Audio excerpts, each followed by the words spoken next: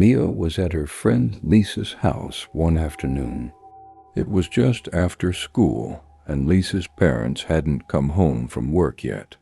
They were alone in the house, engrossed in a board game.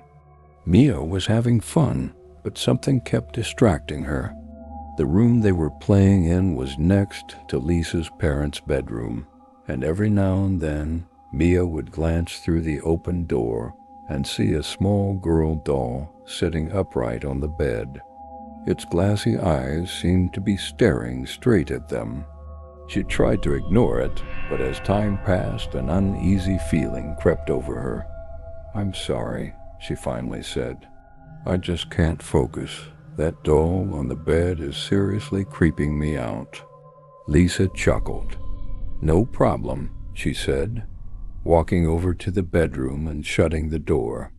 Mia exhaled, relieved, and they resumed their game. But after a while, Mia glanced up again, and her breath caught in her throat. The door was open once more. The doll was still there, its unblinking eyes locked onto them. Lisa frowned. "That's weird," she muttered. She was certain no one else was home, and the door couldn't have opened on its own.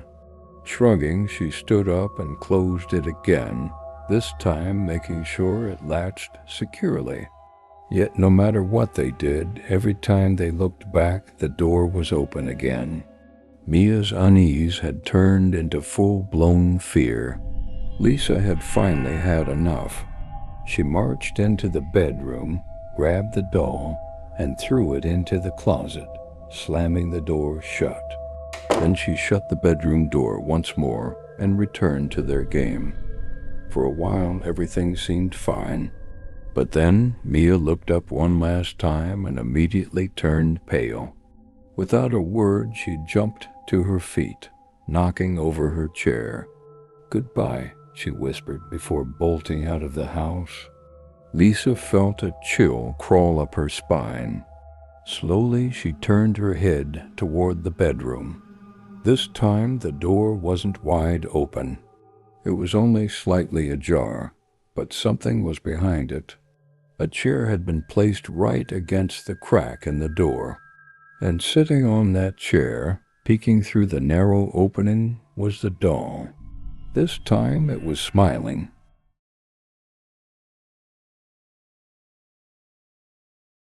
Lena's grandmother had always collected porcelain dolls.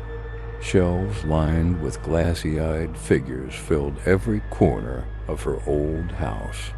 Some were cracked, others pristine, but all of them made Lena uncomfortable. On her 12th birthday, her grandmother gave her one. It was pale, with jet black curls and a frilly white dress. "She's special," her grandmother had said with a knowing smile. "She'll always watch over you." Lena hated it instantly. She shoved the doll onto a high shelf in her room, facing the wall. But no matter how many times she did this, she would wake up to find it turned around watching her. One night, she heard something soft shuffle across her wooden floor. She sat up, heart pounding. The doll was no longer on the shelf. It was sitting in the middle of the room. She swallowed hard and put it back, pushing it behind her books. The next morning, it was on her knitstand. That night, she locked it in her closet. At 3 a.m., a creaking sound woke her. The closet door was open. The doll was at the foot of her bed. She couldn't move, couldn't scream. Her breath came in short gasps as she stared at its tiny porcelain hands. They had moved. They were reaching toward her. Lena grabbed the doll and threw it into the trash outside, slamming the lid shut. The next morning, it was sitting on her pillow. Its head was tilted, and its lips, once painted into a soft, sweet smile, had cracked open into a grin.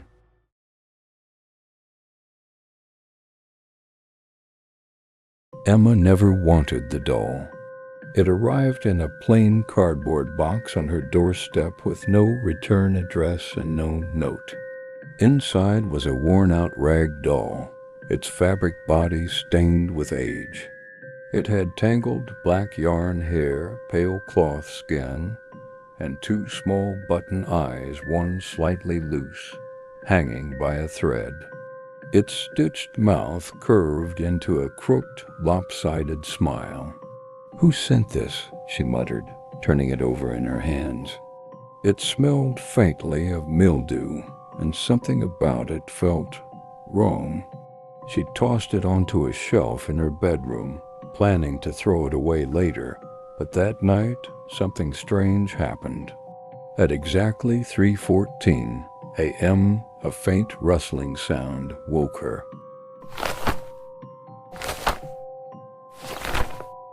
Emma's eyes snapped open. The room was dark, silent, but she was certain she had heard movement. She turned on her lamp. The doll was no longer on the shelf. It was sitting on her desk, facing her. Her skin prickled. She was sure she had left it across the room. Swallowing hard, she grabbed it and shoved it into her closet, slamming the door shut. The next night, the rustling returned, but this time it was closer. Emma sat up in bed, her heart hammering. The closet door was slightly open. The doll was on the floor now, facing her. She grabbed it, ran outside, and threw it into the garbage bin. She even heard it hit the bottom. Relieved, she went back inside and locked the door. The next morning she went outside to check. The garbage bin was empty. Her chest tightened. The collectors wouldn't have come yet. She hurried back inside, forcing herself to breathe. Maybe she had imagined everything. Maybe she was just exhausted. That night, she double-checked the locks, shut her closet tight, and placed a chair against the door for good measure. She kept the lights on and forced herself to sleep. She woke up to the feeling of something touching her hand. Her breath caught as she looked down. The doll was lying beside her in bed. Its loose button eye was gone, and in its place there was a long, dark fingerprint right where an eye should be.